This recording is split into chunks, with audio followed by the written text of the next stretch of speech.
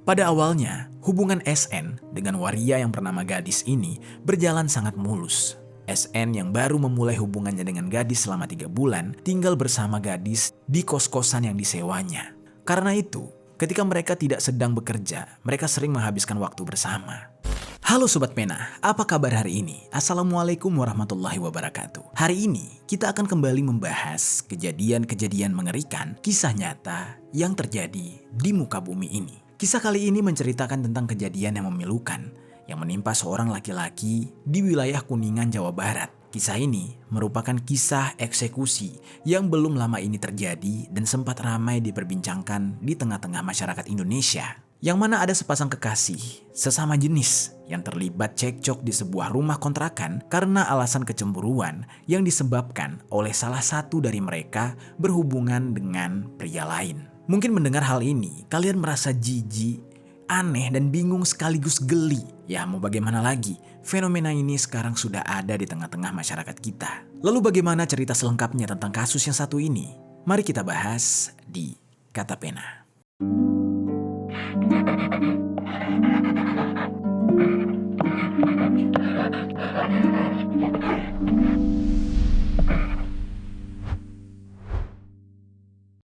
Satuan Reskrim Polres Kuningan menangkap pria yang diduga menjadi pelaku terhadap pria bernama panggilan Gadis. Pelaku sempat beralibi, korban berdiri dengan menunjukkan sejumlah obat dan surat wasiat dari korban.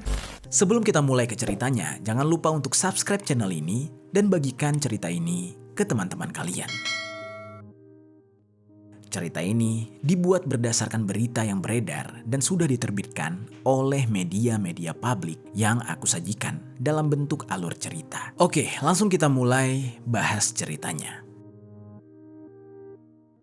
Kisah ini terjadi di Kelurahan Awi Rarangan, Kecamatan Kuningan, Kabupaten Kuningan, Jawa Barat. Kisah ini menimpa seorang laki-laki yang bernama Didin. Didin ini umurnya sudah 30 tahun. Di lingkungan orang terdekatnya, Didin biasa dipanggil dengan sebutan Gadis. Oleh karena itu, di dalam cerita ini, kita panggil saja nama dia Gadis. Walaupun sebenarnya, nama julukan untuk dia ini tidak cocok karena dia seorang laki-laki, tetapi apa boleh buat, dia dikenal sebagai kaum lagi bete. Gadis ini merupakan laki-laki asal Kertayasa, Kecamatan Sindang Agung, Kuningan. Dan di Awi Rarangan, dia tinggal di sebuah kos-kosan yang baru dia tinggali sejak 3 bulan terakhir. Di lingkungan tempat tinggalnya, gadis ini dikenal sebagai sosok yang sangat mudah berbaur dengan tetangga-tetangganya. Dan banyak orang yang suka dengan Gadis. Meskipun seorang laki-laki, ya sesuai dengan panggilannya, Gadis. Dia ini sangat gemulai dan terlihat seperti wanita. Dia kurang bisa mengerjakan hal-hal yang biasa para lelaki kerjakan. Ditambah lagi, gadis ini ternyata memiliki riwayat penyakit cukup serius. Jadinya dia tidak bisa kalau harus mengerjakan pekerjaan yang berat-berat. Karena penyakitnya tersebut juga mengharuskan dia untuk pergi berobat secara rutin. Akhirnya, dia lebih banyak menghabiskan waktu untuk beristirahat. Banyak obat-obatan yang harus dikonsumsi untuk meredakan rasa sakitnya. Dan sebagai seorang laki-laki gemulai, dia pun berpenampilan seperti wanita alias menjadi seorang waria. Pekerjaan Gadis sehari-hari sangat negatif, yaitu dia melayani pria-pria hidung belang. Dari pekerjaannya tersebut, Gadis menyambung hidup sekaligus dia mendapatkan seorang kekasih yang merupakan pelanggannya sendiri yang berinisial SN yang usianya sudah menginjak 40 tahun. Meskipun SN ini mendapatkan Gadis karena dulunya dia berlangganan menjadi tamunya Gadis, namun setelah Gadis menjadi pacarnya, SN melarang Gadis untuk melakukan pekerjaan itu lagi. Mungkin saja alasannya karena cemburu. Namun setelah melakukan negosiasi yang lumayan panjang, akhirnya Gadis menyetujui dan mengikuti permintaan dari kekasihnya tersebut dengan beberapa persyaratan. Pada awalnya, hubungan SN dengan waria yang bernama Gadis ini berjalan sangat mulus. SN yang baru memulai hubungannya dengan Gadis selama 3 bulan tinggal bersama Gadis di kos-kosan yang disewanya. Karena itu, ketika mereka tidak sedang bekerja, mereka sering menghabiskan waktu bersama. Namun, seiring berjalannya waktu, Gadis yang bosan setiap hari harus berada di kos. Ditambah lagi, dia tidak punya uang karena dia hanya berdiam di kos dan tidak bekerja. Akhirnya dia memutuskan untuk kembali melakukan pekerjaannya. Namun di saat itu, secara diam-diam tanpa sepengetahuan SN. Di saat itu entah bagaimana gadis ini meyakinkan SN, yang jelas SN itu selalu memperbolehkan gadis jika gadis meminta izin untuk pergi bersama dengan teman-temannya. Dan karena keenakan dipercaya terus-menerus oleh SN, gadis ini jadi tidak sungkan pergi keluar setiap malam. Yang mana dia bilangnya sih ada pekerjaan, tetapi tidak mengatakan kalau pekerjaannya itu melayani pria. Namun sobat, lama-kelamaan SN mulai merasa curiga terhadap gadis. Semakin lama mereka bersama, semakin besar rasa curiga SN bahwa gadis ini kemungkinan besar melakukan pekerjaan melayani pria hidung belang lagi. Pasalnya, hampir setiap malam, gadis ini sering sekali berpamitan untuk kerja, namun selalu dijemput oleh seorang pria. Dan pria yang menjemputnya juga terus saja bergonta-ganti. Ditambah lagi, kalau pulang, selalu tidak tahu waktu. Pada awalnya memang dia berpikir mungkin pria yang menjemput gadis ini adalah tukang ojek yang berganti-ganti orangnya. Namun semakin hari, tidak ada ojek yang sama yang menjemput gadis. Hal inilah yang membuat SN merasa curiga dan merasa ada yang tidak beres. SN pun kemudian bertanya kepada gadis, kurang lebih seperti ini. "Kamu keluar sama siapa sih? Kok aku lihat-lihat setiap malam kamu dijemput sama beda-beda cowok terus?" ucapnya. Kemudian gadis menjawab, "Aku pergi sama rekan kerjaku, kamu jangan mikir macam-macam ya, aku cuma main kok. Ya paling kalau pekerjaan kecil lah untuk jajan aku," ucap gadis. Lalu SN yang masih penasaran berusaha mendesak gadis dengan bertanya, "Kamu beneran kan hanya sebatas main sama teman, gak lebih?" tanya SN. Dan gadis pun menjawab, "Iya, hanya sebatas main sama teman. Ya teman kerja aja, kamu harus percaya sama aku yang aku gak akan macam-macam," ucap gadis meyakinkan SN. Pada saat itu, SN sebenarnya tidak percaya begitu saja kepada gadis. Namun, dia tidak mau ada pertengkaran di antara mereka dan SN berusaha mengatakan kalau dia beneran percaya kepada gadis. Namun, di balik kata-kata percaya tersebut, sebenarnya dia tidak bersungguh-sungguh. Yang mana sebenarnya SN ini semakin hari terus mengamati gerak-gerik kekasih warianya tersebut sampai dia benar-benar bisa membuktikan kalau rasa curiganya itu tidak salah. Singkat cerita, pada tanggal 29 Januari tahun 2024, gadis berpamitan kepada SN untuk pergi seperti biasa. Di saat itu dia berpamitan pergi di malam hari. Tanpa banyak bertanya, SN pun mengizinkan gadis untuk pergi dengan berpesan kepada gadis agar tidak pulang terlalu larut malam, apalagi sampai pulang pagi. Dan di saat itu, gadis mengatakan iya, dia tidak akan pulang terlalu larut malam. Nah, lalu pergilah gadis pada malam itu. Dia dijemput oleh seorang pria yang ternyata itu merupakan pelanggannya pada malam itu. Saat itu, entah dibawa kemana si gadis ini, antara dibawa ke kediaman pria tersebut atau sudah memesan kamar hotel. Namun yang jelas, gadis di saat itu sangat menikmati malam panjangnya bersama pria hidung belang yang sudah menyewa dia, hingga dia tidak sadar tertidur bersama si pria tersebut. Dan waktu menunjukkan sudah hampir pagi. Lalu di samping itu, SN, pacarnya gadis, yang sedang menunggu kepulangan gadis, terus saja mencoba menghubungi kekasih warianya tersebut. Namun ternyata gadis sama sekali tidak ada kabar, tidak merespon chat serta telepon dari SN. Dan di saat itu, SN merasa sangat kesal karena gadis mengingkari janjinya dan tidak mendengarkan pesannya agar tidak pulang larut malam. SN yang merasa sangat kecewa dan marah, dia sampai tidak bisa tidur menunggu gadis pulang. Dan setelah itu, beberapa saat kemudian, gadis yang tertidur tiba-tiba saja terbangun. Dan dia buru-buru melihat jam di handphonenya. Dia sangat terkejut, pasalnya dia sudah berjanji kepada SN untuk pulang cepat hari itu. Dan dia berkata, "Aduh, mampus aku, jam berapa ini? Aduh," ucapnya sambil beranjak dari kasur dan kemudian bersiap-siap untuk pulang. Sebelum pulang tidak lupa dia membereskan semua barang-barangnya lalu meminta bayaran dan barulah berpamit kepada pria yang sudah dia layani. Selama di dalam perjalanan, dia sangat panik dan deg-degan. Dia menyiapkan beribu jawaban dan beribu alasan agar bisa menghadapi SN. Sesampainya dia di kos, tepatnya hari itu sudah masuk ke hari Selasa tanggal 30 Januari tahun 2024. Suasana saat itu masih sangat sunyi. Gadis berusaha untuk memasuki kamar kos sekitar pukul 5.00 waktu Indonesia Barat.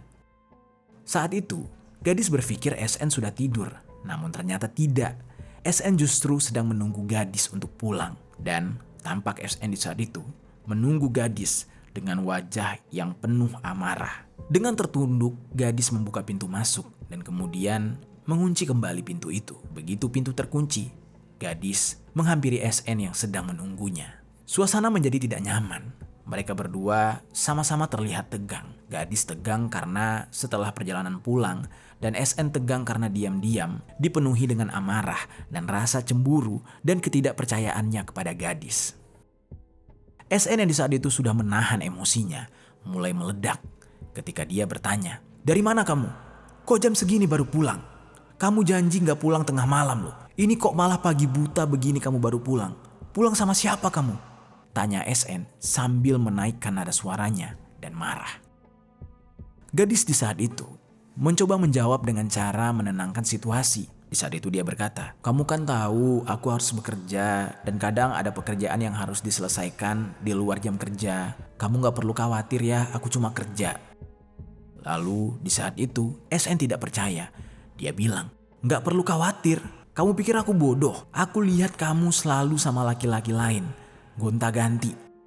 Saat itu SN semakin naik pitam. Ditambah lagi jawaban dari gadis yang tidak bisa diterima SN. Dia berkata, "Kamu tuh terlalu paranoid, terlalu takut. Mereka kan cuma rekan kerja aku, gak lebih." Ucap waria tersebut sambil mencoba menjelaskan dengan sabar.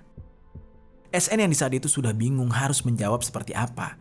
Kemudian menghentikan percekcokan itu dengan mengatakan, "Ya udah, sekarang kamu ganti pakaian, bersih-bersih dan tidur," ucapnya. Gadis lalu pergi ke kamar mandi untuk bersih-bersih dan setelah itu dia tidur untuk beristirahat. Ternyata di samping itu SN masih menyimpan amarahnya. Dia belum benar-benar selesai dengan emosinya. Dia sudah terbakar api cemburu dan memendam hal itu di dalam hatinya. Meskipun percekcokan mereka sudah meredam, tapi SN masih belum puas. Gadis yang sudah selesai membersihkan diri kemudian menghampiri SN di tempat tidur. Saat itu gadis mencoba mendekati SN dan tidur di samping SN dan mencoba menenangkannya dengan berkata, "Udahlah, biarkan semuanya berlalu, kan aku sama kamu." Di saat itu gadis mencoba berkata dengan kalimat yang sangat lembut. Namun SN menjawab lagi, Udah, gak usah dibahas. Yang ada malah bikin aku tambah marah. Udah tidur aja," ucap SN sambil marah. Tanpa banyak bicara, mereka berdua pun kemudian beristirahat. Saat itu, gadis tampak sangat capek sekali. Makanya, tidak lama kemudian dia langsung tertidur dengan sangat nyenyak. Di samping itu SN yang masih merasa kesal, berusaha untuk memejamkan matanya dengan adanya rasa gelisah. Bukannya tidur nyenyak, yang ada dia tidur dengan keadaan yang tidak tenang. Di dalam tidurnya, otak SN terus saja berputar. Amarahnya tidak bisa hilang dan dia sangat tidak terima. Dia tahu kalau gadis sedang main belakang dengan pria lain. Di saat itu dia merasa sangat sakit hati. Dan tiba-tiba dia ingin sekali membalaskan rasa sakit hatinya itu kepada gadis. Dia menyimpan dendam di dalam hatinya. Namun di saat itu dia juga bingung dengan cara apa dia bisa membalas dendam kepada kekasih warianya ini. Pikirannya di malam itu sangat mengganggu hingga dia terbangun lebih awal. Di saat dia terbangun, tiba-tiba saja terlintas dalam benaknya ingin menghabisi kekasih warianya yang bernama gadis tersebut. Dia di saat itu tidak memikirkan resikonya. Dia kemudian mulai merencanakan tindakan yang mengerikan untuk menghabisi pacar warianya. Di saat itu, dia kembali beristirahat.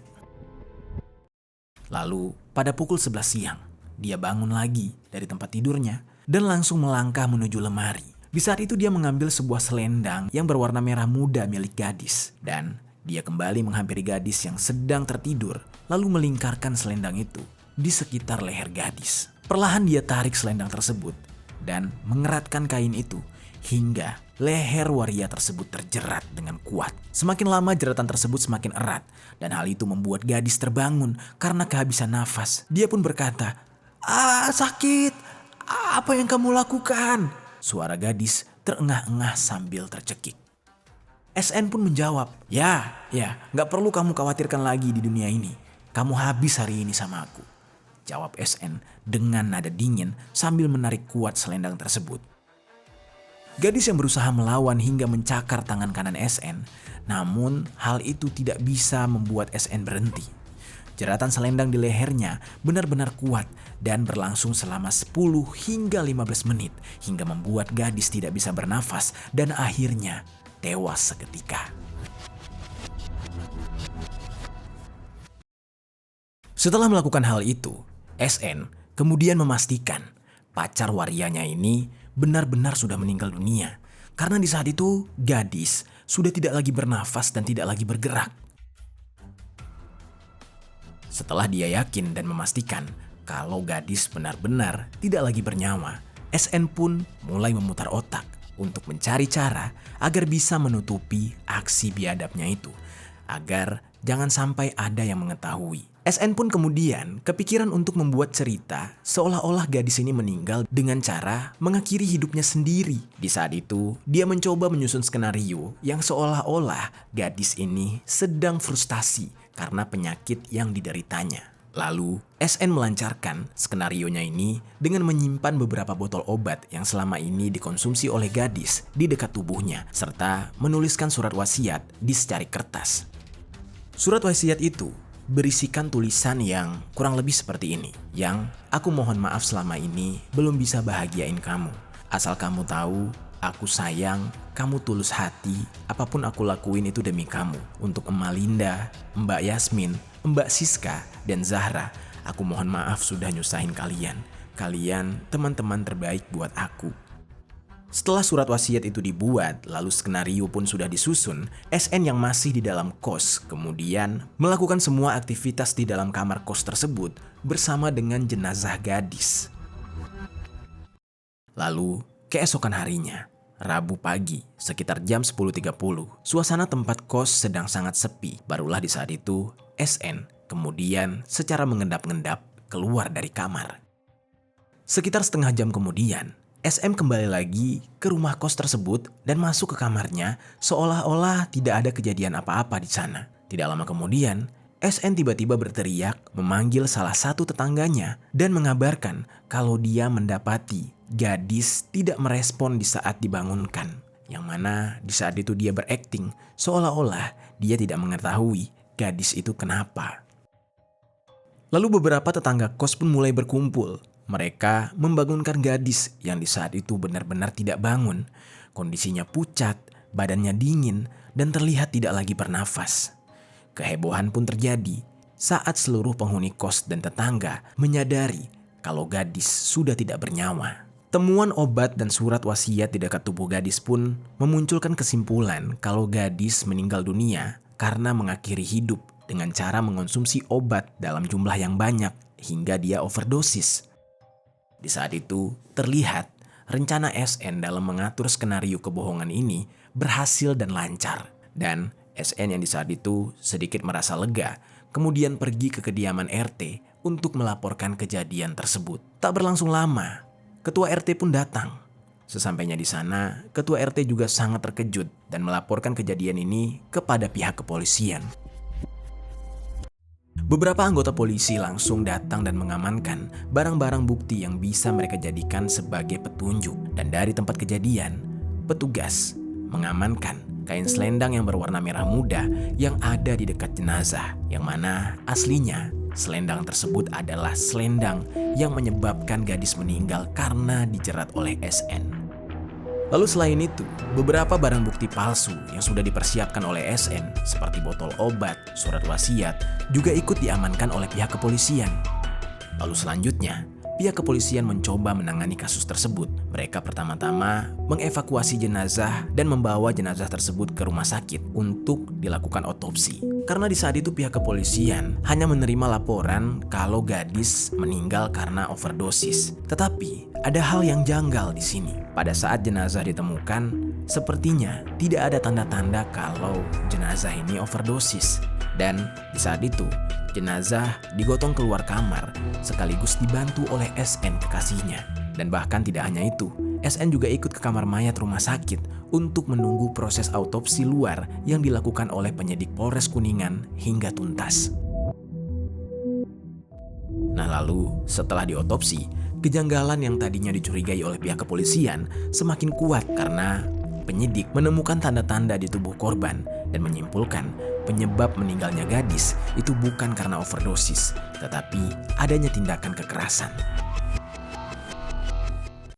Pihak kepolisian yang terus mendalami kasus ini hingga beberapa jam kemudian menerima hasil otopsi dan mencoba mensinkronkan keterangan dari SN tidak sesuai dengan apa yang ada di tubuh jenazah. Di bagian leher gadis itu terdapat bekas jeratan kain dan ini menjadi petunjuk polisi untuk mengungkap apa yang sebenarnya terjadi pada gadis. Dan ternyata benar, pacar sesama jenisnya yang selama ini tinggal di kamar kos tersebut adalah pelaku atas meninggalnya gadis.